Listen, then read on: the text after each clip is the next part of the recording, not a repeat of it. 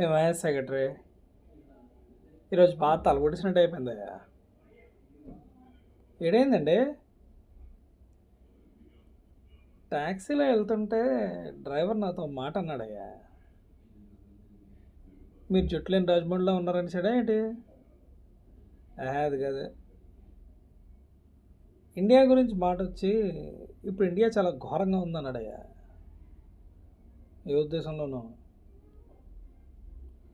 అదే వార్తల్లో చెప్తుంటారు కదా, ముస్లింలని క్రిస్టియన్ని చంపేస్తున్నారని. దాని గురించే అన్నాడు. మరి వార్తల్లో అలా రాస్తే అలానే అనుకుంటారండి. అదే కదయ్యా, మన వాళ్ళకి దేని రాజకీయం చేయాలో దేని చేయకూడదో బొత్తిగా అవగాహన లేదే బాబు. ఇంతకీ మీరేమన్నారు చెప్పండి, తగులుకున్నారా లేదా? మనకి ఎందుకు వచ్చిన కోవాలని నేనేమనలేదే. అవునా?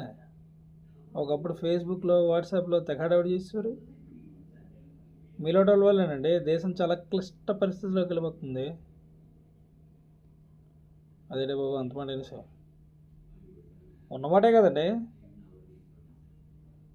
అంతేలే.